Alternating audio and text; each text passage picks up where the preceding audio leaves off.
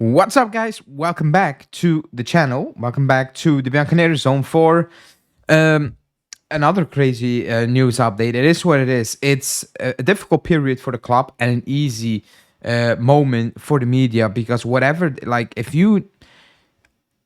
anyone reads the Italian newspapers like I do, like I don't read them from back to front, but all three of them, it's actually crazy what's out there. You know, the things that I don't mention, it's not on social media. It's because it's crazy. It's actually crazy. The results are badish. You might say the situation is what it is, and the scenarios the journalists are putting out there and the way they're dressing it up is actually very smart because they need to sell those papers. However, you need to, like, when I see on social media a tweet, Yildiz and Cambiaso sold, and they talk about being sold. However, they end the story with something completely different, and that's what we're going to talk about because it is panic station among the fan base. But is there a very good reason to panic? Because Cambiaso is on the market, and apparently, according to them, Yildiz is on the market. And to top it off, actually, we are going to go do another complete squad overall. We did 16 players, which is insane, but we're going to do one again according to, well, every outlet out there. So let's talk about it.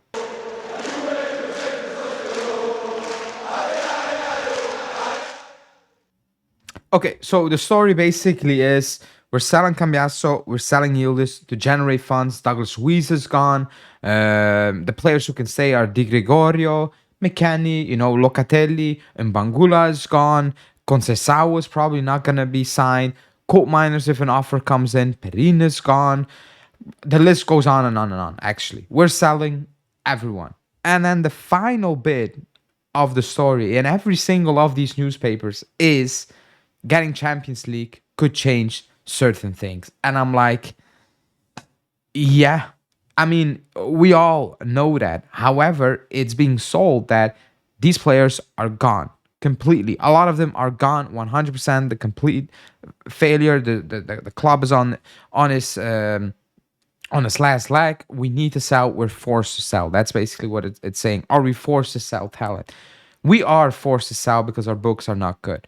If we don't get Champions League, we are forced to sell even more. I think nobody will be shocked by that,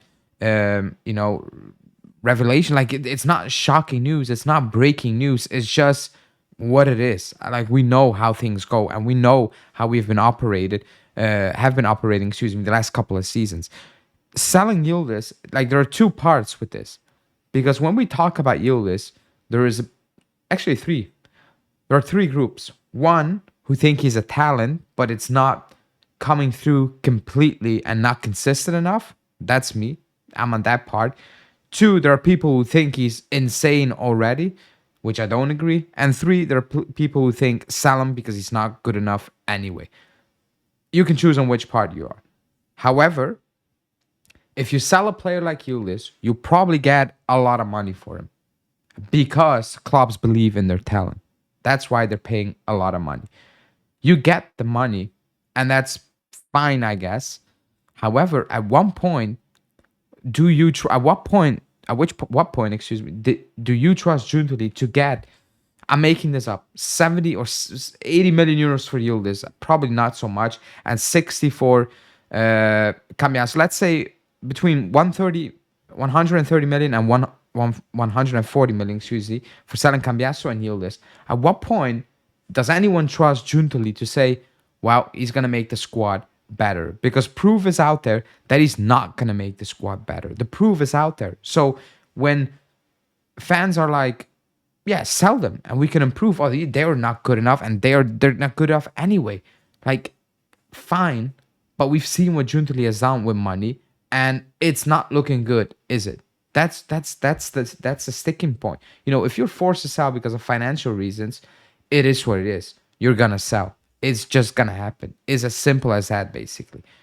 But when you have options, don't sell just because you think you're gonna bolster the squad. At one point, you're gonna need to keep a piece here and there, a good piece here and there. Otherwise, it's just messed up. Like, you're taking a little step forward and taking 2-3 steps backwards because Giuntoli has proven to just throw away money. It's out there. The proof is out there. So it doesn't make any sense in that regard, you know?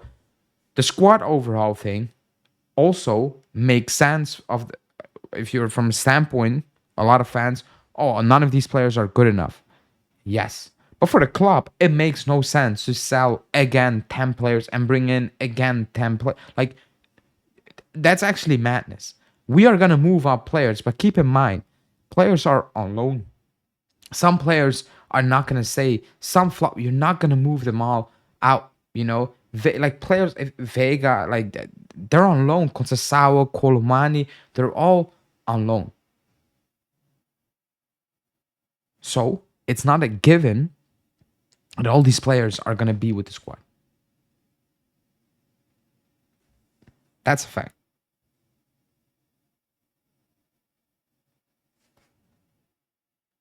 If you, okay, how do I need to put this?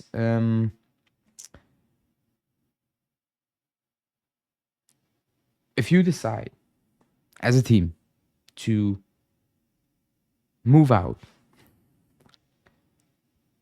10, let's say 10 players this summer after you decided to go with Mota, young, sign 60 new players in total,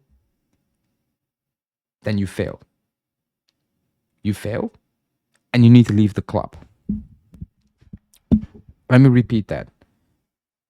If you, the summer after you decided we're going to get Mota, young, you know, something new, and a lot of new players, a lot of them young, unexperienced. And the season after, the summer after, you're saying we're going to move out all of them again and start over again. As a club, as a management, you need to walk.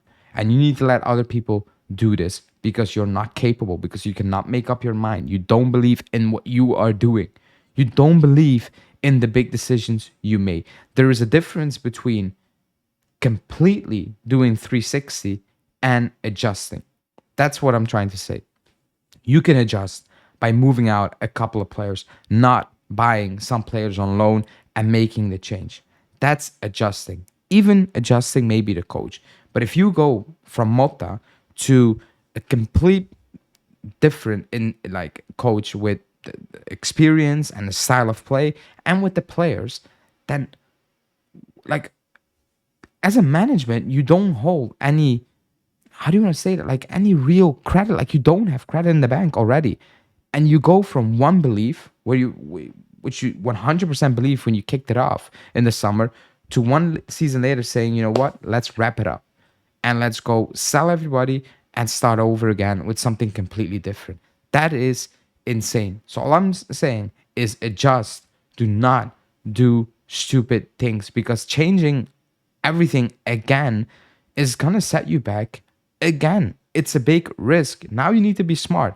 Believe in the part you actually believe in and adjust the things that which you believed in but are not working. That's what has to be done. Excuse me. Will it be done? I don't know, because if you read out those reports, and again, it's easy season for the media, they're insane. They're actually insane. It feels like we're back to last season and we're like, we need to throw it all out of the window. That cannot happen, because we're gonna go down.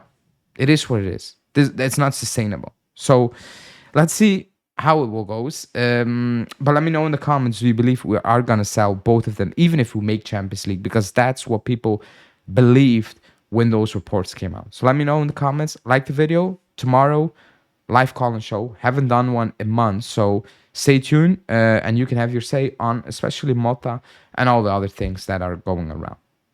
Until then, stay safe and enjoy the peace until Sunday. Ciao.